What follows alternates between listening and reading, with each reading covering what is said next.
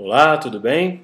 Eu sou o professor Otávio Plazzi e este é o vídeo curso em que eu abordarei a aula de aparelho reprodutor masculino.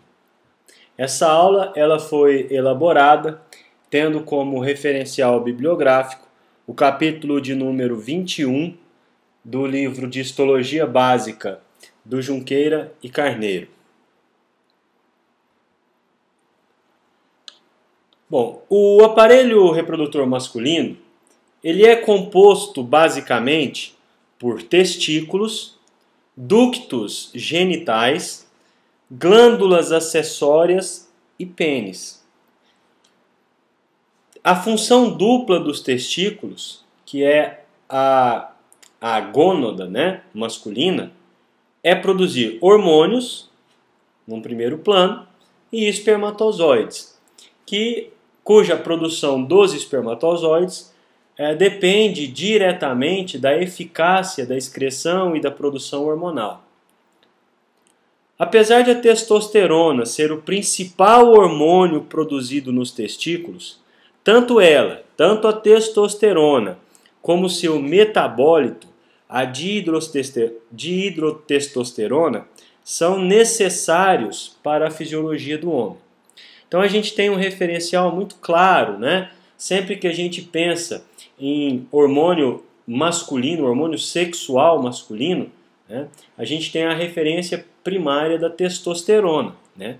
Não é à toa, né? Sem sombra de dúvida, a testosterona é o principal hormônio sexual masculino. É ela que vai ser responsável pelo start, pelo início da produção, por exemplo, dos espermatozoides. Porém, o seu metabólito, né, a dihidrotestosterona, ela é responsável, por exemplo, pela fixação dos caracteres sexuais, né, relativos ao homem, a quantidade de pelos e assim sucessivamente. Então ela tem uma função importante também neste processo. Então aqui nós estamos observando uma imagem.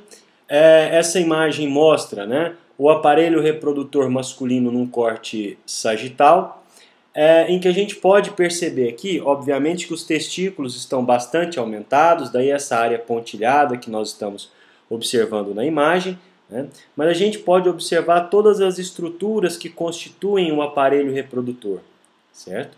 A bexiga nós já abordamos na videoaula de aparelho urinário, mas agora especificamente, e ela está ali justamente por causa da uretra, que nós abordaremos nesta videoaula. Aqui nós estamos vendo a glândula próstata, aqui nós estamos vendo uma outra glândula acessória do aparelho reprodutor masculino, que é a vesícula seminal. Aqui nós estamos vendo a terceira glândula acessória, que é a glândula bulbo-uretral, também conhecida como glândula de Cowper, né? Aqui a gente está vendo a porção intramural da uretra, a porção prostática da uretra e a porção esponjosa da uretra, né? Que nós vamos falar um pouco mais adiante. Aqui nós estamos vendo o testículo, né, os corpos cavernosos e o corpo esponjoso do pênis, a glande peniana com seu prepúcio. Aqui a gente está vendo o testículo, nós vamos aprofundar bastante neste importante órgão do aparelho reprodutor, seus lóbulos, os seus túbulos seminíferos, os seus ductos que vão conduzir o espermatozoide produzido até o epidídimo. Do epidídimo vão ser lançados através do ducto deferente. O ducto deferente, na sua porção final, tem uma dilatação, que é a ampola, e nessa dilatação nós temos a entrada do ducto deferente na próstata e o esvaziamento do seu conteúdo dentro da uretra. Isso faz com que a gente perceba que, diferente do aparelho reprodutor feminino, o aparelho reprodutor masculino, a uretra, ela participa dos dois sistemas, tanto do sistema urinário quanto do sistema reprodutor. Okay? Nós vamos, obviamente, aprofundar em cada uma dessas estruturas. Nós vamos, obviamente, dizer com bastante detalhe mesmo cada uma delas, mas só é uma visão geral até aqui para que você possa já se situar no sistema que nós vamos nos aprofundar a partir de agora, né? A testosterona, como eu já disse, é importante para a espermatogênese, não é isso? Para a produção do espermatozoide, é importante para a diferenciação sexual durante o desenvolvimento embrionário e fetal e também é importante para o controle da secreção das gonadotropinas, que são característicos, né, da ação dessa testosterona. A dihidrotestosterona, como eu já disse também para vocês, age em muitos órgãos e tecidos do corpo. Por exemplo, músculos, padrão de distribuição dos pelos, crescimento do cabelo, ou seja, os caracteres sexuais secundários, tá? Em especial a partir do momento da puberdade e durante toda a vida adulta do indivíduo. Os ductos genitais e as glândulas acessórias produzem secreções que, auxiliadas por contração de músculo liso, transportam o espermatozoide passivamente para o exterior. Então, o espermatozoide, desde a sua produção até que ele seja colocado no fundo da vagina da mulher, no ato da ejaculação, ele não tem gasto energético. Toda a movimentação, desde a produção no túbulo seminífero até a deposição desse espermatozoide lá no fundo da vagina, toda essa movimentação se dá pela contração do músculo liso que está em torno dos ductos genitais que vão conduzir esse espermatozoide. Então, o deslocamento desse espermatozoide é ativo pelo movimento dos ductos, mas é passivo para o espermatozoide. Então, não há gasto energético do espermatozoide nesse sentido. Okay? Estas secreções também fornecem nutrientes para os espermatozoides enquanto eles permanecem no aparelho reprodutor masculino. Os espermatozoides e as secreções dos ductos genitais e as glândulas acessórias compõem o sêmen. Okay? Então, o sêmen ele é constituído dos espermatozoides e mais os fluidos, né? Os produtos de secreção, tanto dos ductos genitais quanto das glândulas acessórias, vão nutrir esses espermatozoides, vão deixar esse conjunto mais fluido, mais viscoso, de forma que possa possibilitar a chegada desses espermatozoides lá no fundo da vagina, após o coito, né, após o ato sexual, e aí, a partir de então, esses espermatozoides vão adentrar a cavidade uterina e vão em busca do ovócito para ser fecundados. Tá? Então nós vamos mais adiante no nosso videocurso caracterizar muito claramente os compostos desse sêmen. Aqui por enquanto é só uma apresentação inicial. Tá? A partir de agora nós vamos começar a falar mais profundamente do primeiro órgão em importância do ponto de vista reprodutivo, que são os testículos. Os testículos são órgãos que estão envoltos por uma grossa cápsula de tecido conjuntivo denso, denominada túnica albugínea. Então, o tecido conjuntivo denso que recobre, que envolve os testículos, é denominado túnica albugínea. Essa túnica albugínea ela é espessada na superfície dorsal dos testículos para formar o mediastino dos testículos, do qual partem os septos fibrosos que vão dividir esse testículo em lóbulos, que a gente vai ver logo a seguir. Esses septos, né,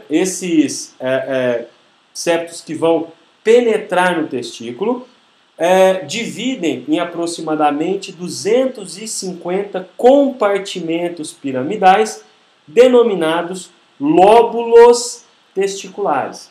Então, os septos que são advindos lá da túnica albugínea, em especial da região do mediastino, que é na região dorsal dos testículos, estes septos adentram ao testículo, formando então, dividindo o testículo em torno de 250 compartimentos, que são os chamados lóbulos testiculares. Nós vamos ver logo a seguir que estes lóbulos testiculares apresentam no seu interior alguns túbulos seminíferos, e estes túbulos seminíferos serão o local de produção dos espermatozoides. Daí eu tenho começado a falando dos testículos, começado a falar quando eu citei os testículos, que é o órgão mais importante do aparelho reprodutor. Porque é justamente nesses lóbulos testiculares é que nós vamos ter a produção do gameta masculino, que é a célula reprodutora, que vai se unir à célula reprodutora feminina, formando um novo indivíduo. Né?